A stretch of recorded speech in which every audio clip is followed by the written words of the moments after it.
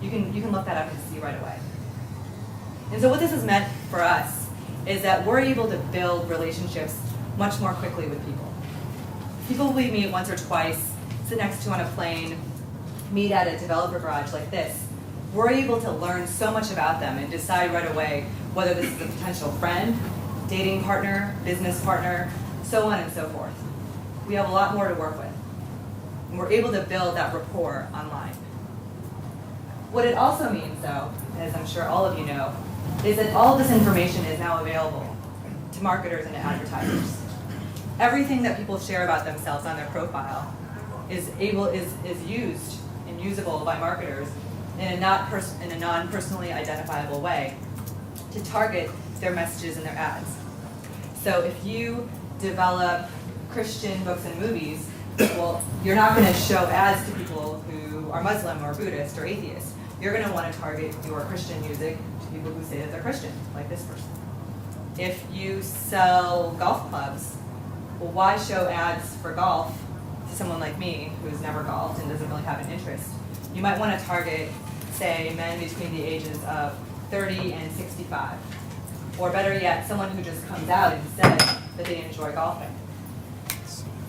And even if for branding purposes, you want to reach everybody, you'll know that you want to bid more CPM and CPC for someone who likes to golf. You'll want to separate your campaigns, one for the non-golfers and pay less, and pay more for the golfers because you know those conversions will be higher. Because to them, your ad about golf clubs is not spam because they love to golf and they've told you so. But as we also know, because of Facebook Connect and Google Friend Connect, it's not just about our identity and friends and profile on Facebook.com or on LinkedIn.com or on MySpace.com. We're able to bring our identities and profiles with us to other sites. And frankly, these are two of my favorites. One is City Search. Log in, instead of just seeing generic reviews about favorite bars and or the best bars and restaurants in a certain city, you can see what your friends' favorite bars and restaurants are. When I come to London, I don't know where to go. Well, who do I trust? Not some stranger on City Search. I don't know if they're a restaurant owner or whether they even have the same taste that I do. I can see what my friends are reviewing and where they've gone in London. Similarly for CNN.com, when they showed the live video feed of President Obama's inauguration back in January, instead of having to watch this historic event by yourself in your cubicle or in your living room, you could log in with Facebook Connect and see the live stream of comments from all of your friends. You could watch this historic moment when the first black leader of the free world was elected and became the official president of the US. And so we thought a lot about how this would apply to other websites. And so when I was creating a website for my book, we said, well, in addition to the identity piece and allowing people to share with this widget down here, you can say, speaking at Facebook Developer Garage London, and post that. And we all know Facebook Connect and we know how it works, and we know that not only can you see my identity here, and not only does that click through to my profile, and does that update show up in my profile, but we started to think, what more can Facebook Connect and Facebook Identity be used for? And one idea was for this. So Facebook was really generous. When my book came out, they allocated several $1 million in their budget to help give out free Facebook ad credits as part of my book. So my book costs $25 US. You get a free $25 Facebook ad credit when you get the book. Well, we thought, how do we prevent people from gaming the system? And so we decided to use Facebook Connect to help reduce the fraud, because it requires a Facebook account to be able to redeem it. And sure, people can set up a fake account, but that requires them to set up a fake email address and then sign up for a fake Facebook account. So there's more barriers there. And by and large, we've done some fraud tests and it's been pretty good. And so here we ask people to authenticate with Facebook Connect. Here I'm already logged in, so it knows that if I try to reclaim another code, that it won't work because it's one per person. So that was one way that we used it. And so as a result of all this information being out there, user expectations have changed. The bar has been raised. Now, every time before you pick up the phone and make a sales call, every time before you send out an email campaign, you just expect sales and marketing people to have done their homework and to understand who they are, what their preferences are, understand their industry, their geography, their language, and their culture. And so the onus is really on us to create a personalized web experience, not a generic one that actually knows who they are, what they've told you about themselves, and who their friends are. And what also comes into play is this concept of transitive trust.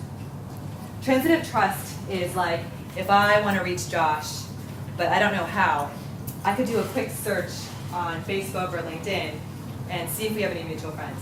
And say we both know Igor in common.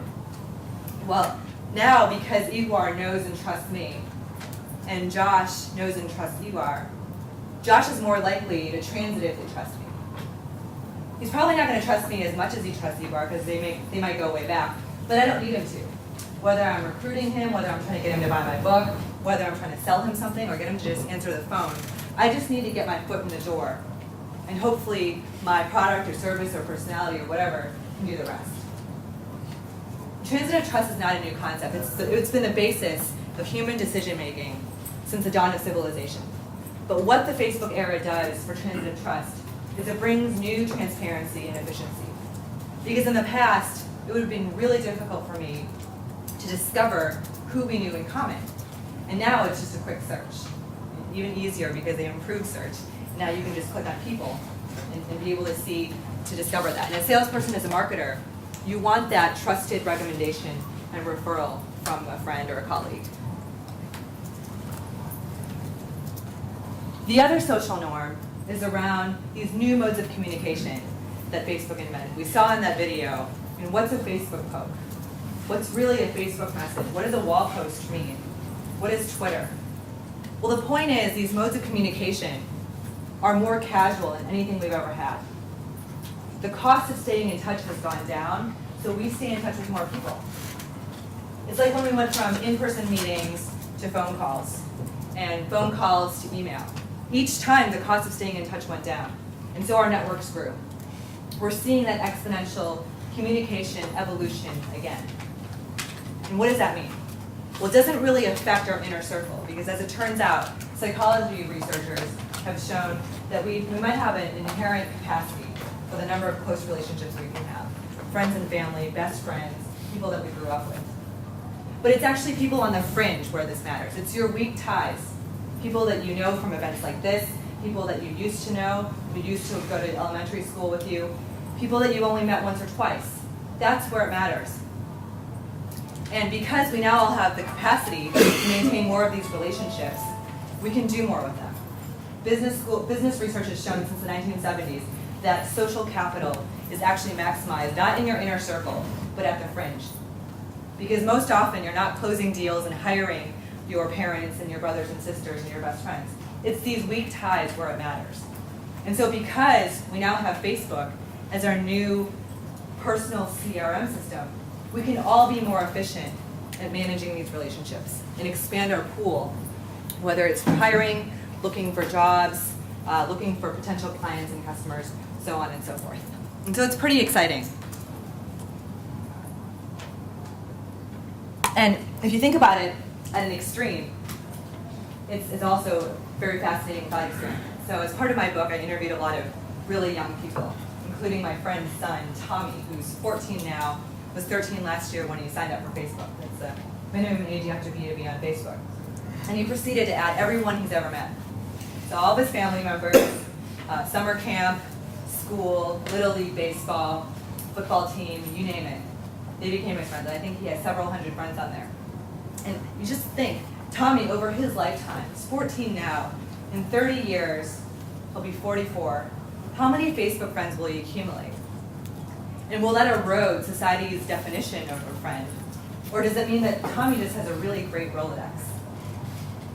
And Tommy's mother jokes all the time that he'll end up as a used car